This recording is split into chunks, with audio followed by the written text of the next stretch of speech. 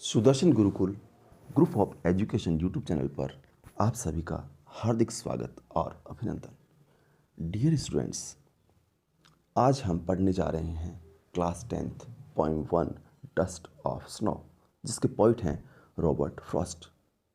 Notebook है क्या? है? बहुत बढ़िया। नोटबुक और पेन रखिए पास में। शुरू करें क्या? तैयार हो? तो आइए शुरू करते हैं video. Dust of snow.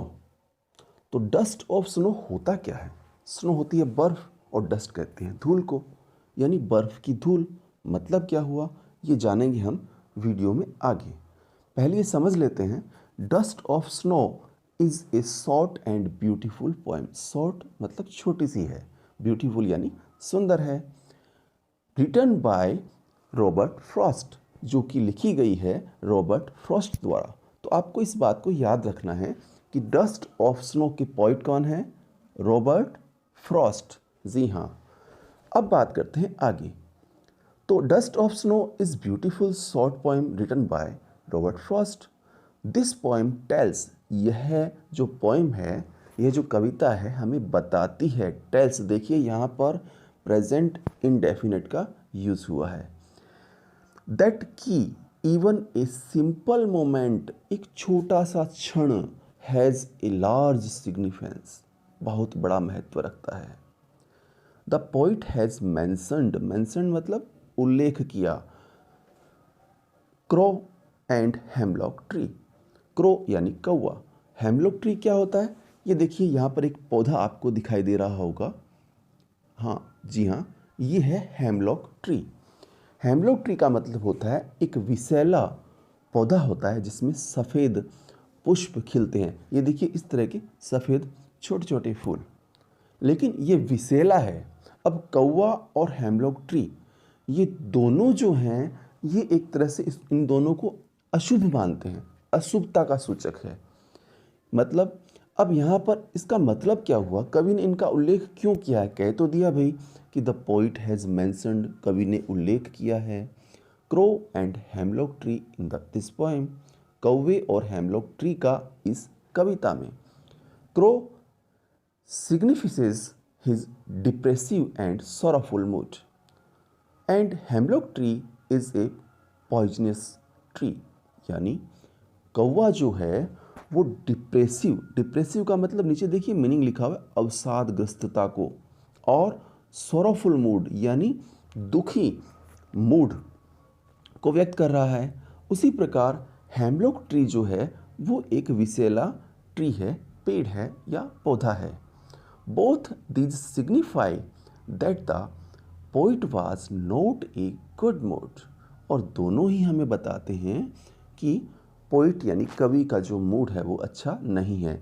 And so he describes the dark, depressive and bitter side of nature. Nature कहते हैं प्रकृति को, स्वभाव ही होता है नेचर का मतलब। टू प्रेजेंट यानी वर्तमान, हिज सिमिलर मूड, यानी ये जो हेमलॉक ट्री और कौवा है, इसका और कवि का मूड अभी सिमिलर दिखाया गया है, एक जैसा है, यानी वो भी दुखी हैं। अब इधर कवि भी दुखी हैं। हाँ, यहाँ पर ये बताया जा रहा है कि कवि जो है वो हेमलॉक ट्री के नीचे खड़े हैं और उस हेमलॉक ट्री पर एक कौवा बैठा हुआ है। तो आगे क्या होता है, आइए जानते हैं। तो देखिए एक्चुअली में हुआ क्या कि जो पोइट है ना, वो पोइट खड़ा है हेमलॉक ट्री के नीचे, जैसा कि देखिए आप चित्र में भी देख सकते हैं। और यहाँ पर बताया गया है इस छोटी सी ब्यूटीफुल पोएम में, द वे ए क्रो, वे यानी तरीका, और किसका तरीका? कौवे का। सूक डाउन नीचे गिरा दिया, ऑन मी मुझ पर, द डस्ट ऑफ स्नो यानी बर्फ की धूल। ये धूल वो वाली नहीं है जो आप समझ रहे हैं। यहाँ पर इस धूल का मतलब है बर्फ के कण, यानी डस्ट ऑफ स्नो यानी बर्फ के छोटे छोटे छोटे छोटे कण।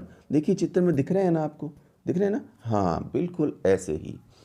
फ्रॉम ए हेमलॉक ट्री यानी एक विशैले पौधे से जिसके छोटे छोटे सफ़ेद फूल होते हैं।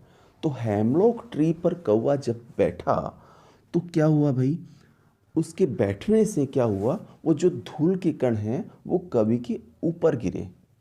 अब कवि तो दुखी था, अब दुखी था, उसका मूड बहुत अपसेट था। और जैसे ही उसके ऊपर वो जो ठंडे ठंडी बर्फ यानी छोटे छोटे डस्ट ऑफ स्नो, धूल यानी कण, जो बर्फ के छोटे छोटे कण जो हैं वो उसके ऊपर गिरे, तो क्या हुआ, देखिए आगे पढ़ते हैं। आगे हम चलें इससे पहले, अगर यदि आपको वीडियो पसंद आ रहा है, हम जो समझा रहे हैं आपको समझ में आ रहा है ठीक ठीक, लाइक तो बनता है ना, करो ना। हाँ, लाइक कर दिया, थैंक यू। वीडियो अच्छा लग रहा हो तो कमेंट अवश्य कीजिए, और यदि आप हमारे चैनल पर नए हैं तो चैनल को सब्सक्राइब ज़रूर कर लें, ताकि हम जो भी वीडियो आगे डालें वो वीडियो का नोटिफिकेशन सीधा आपके पास पहुंच जाए। ठीक है, समझ गए, कर लिया सब्सक्राइबर, बहुत बढ़िया।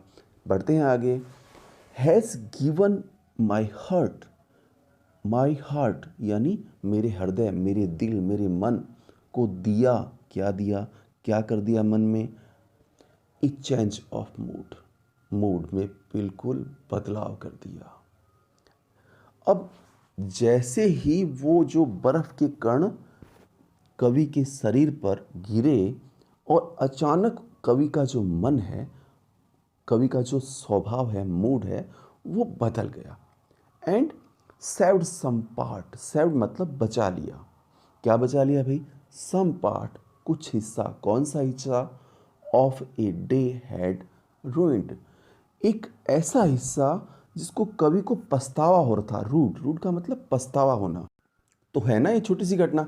अब देखिए कितनी छोटी सी घटना है, लेकिन छोटी सी घटना ने कवि के मन पर कितना गहरा प्रभाव डाल दिया कि एक तो बिल्कुल दुखी था, उदास सा बैठा हुआ था, और जैसे ही ठंडक महसूस हुई, ठंडक महसूस कैसे हुई, वो जो बर्फ़ के कण शरीर पर पड़े थे, अचानक कवि का मूड जो है वो बदल गया, और कवि को पछतावा हो रहा था कि पता नहीं मैंने क्या कुछ गलत कर दिया, पता नहीं ऐसे मेरे को नहीं करना चाहिए था। अचानक क्या हुआ, उसका मन हैप्पी हो गया, खुश हो गया, और उसने क्या कर लिया, जो दिन का बचा हुआ भाग था उसे उसने खराब होने से बचा लिया।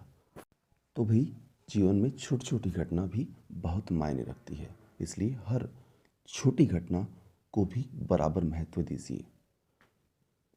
अब हम जानते हैं कि प्रश्न अगर हमारे सामने उपस्थित हों, आए, यानी बोर्ड की परीक्षा में प्रश्न तो आएंगे ना, हमने एक्सप्लेनेशन तो कर ली, अब प्रश्न भी आएंगे, लेकिन प्रश्नों के बारे में चर्चा करें उससे पहले यहाँ पर देखिए, इसमें कुछ मीनिंग मैं आपको बता देता हूँ फिर से एक बार।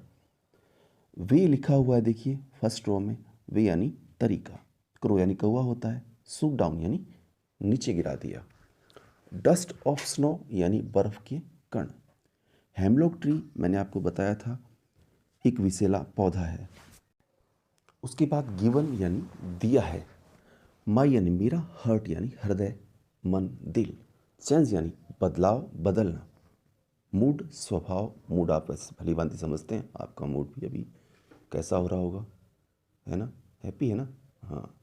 सर्व्ड यानी बचा लिया, सम पार्ट कुछ भाग या हिस्सा, और रूड का मतलब पछतावा होना।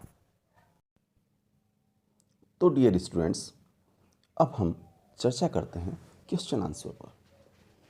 अब क्वेश्चन आंसर देखिए, हम यहाँ पर आपको केवल 4 इम्पोर्टेंट प्रश्नोत्तर बताएंगे कि किस प्रकार से हमें क्वेश्चन का आंसर देना है, उसका एक तरीका बताएंगे, और उस तरीके को समझने के बाद में आपको प्रश्नों के उत्तर रटने की ज़रूरत नहीं पड़ेगी। अब यहाँ पर देखिए पहला प्रश्न है, what is a dust of snow, what का मतलब क्या, और इज यानी है। अब जो डस्ट ऑफ स्नो है वो क्या है, तो अब देखिए डस्ट ऑफ स्नो के बारे में पूछा है ना, तो इसे सब्जेक्ट बनाकर हम आगे ले आएंगे। डस्ट ऑफ स्नो वैसा का वैसा लिया है ना, याद करना पड़ा क्या, नहीं ना, हाँ। रेफर्स टू यानी हमें बताता है, किसके बारे में बताता है भाई, the tiny particles of snow, यही तो पढ़ा था हमने अभी, हाँ। टाइनी पार्टिकल्स मतलब छोटे छोटे कण, किसके, बर्फ के। तो डस्ट ऑफ स्नो क्या है, ये छोटे छोटे सूक्ष्म सूक्ष्म बोल सकते हैं आप चाहो तो, क्योंकि छोटे छोटे का मतलब मिक्सअप ही होता है ना। हाँ, तो टाइनी पार्टिकल्स ऑफ स्नो, बस याद तो इतना ही तो करना है। तो इसका आंसर हो गया dust of snow refers to the tiny particles of snow. इसी प्रकार से दूसरा क्वेश्चन, ये भी इंपॉर्टेंट है। What does the poet say has changed, बदल दिया हिज मूड। क्या था भाई जिससे कि कवि का मूड, कवि कहता है कि उसका मूड जो है वो बदल गया। तो अब देखिए यहाँ पर द सडन सॉवर, सडन मतलब अचानक, अचानक से ही तो हुआ था। तो अचानक से सॉवर यानी जो बौछार हुई थी, in the form of the dust of snow, किसकी हुई थी, डस्ट ऑफ स्नो की हुई थी ना। तो द सडन सॉवर, हाँ हाँ sudden sour in the form of the dust of snow. उसके बाद देखिए चेंज द पोइट्स मूड, ये चेंज्ड द पोइट्स मूड, ये तो क्वेश्चन में है, याद थोड़ी करना है ना, बस उठाकर वहाँ पर रखना है।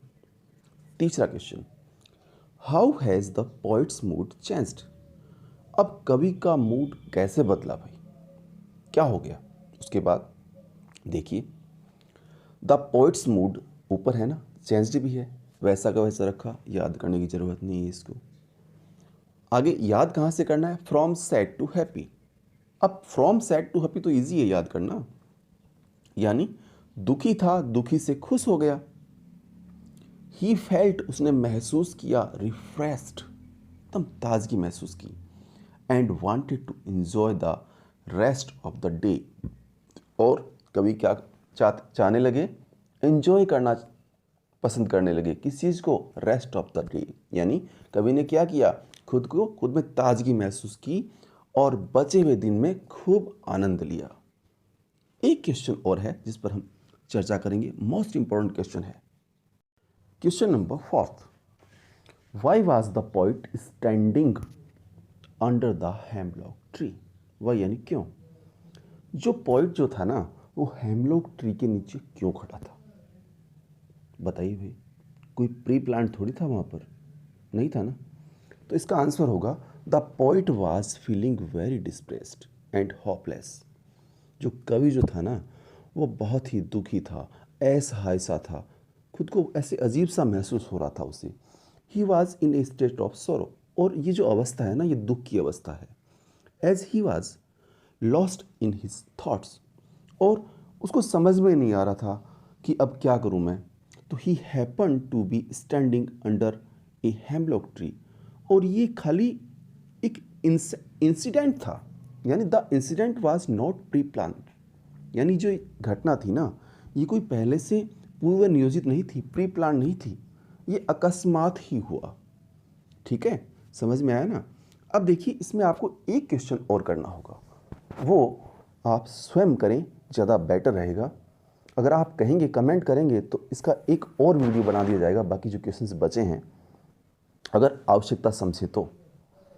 और वो क्वेश्चन कौन सा है मैं बताता हूँ आपको, पर कहीं आप सब्सक्राइब करना तो नहीं भूले, कर दिया क्या, अच्छा फिर ठीक है।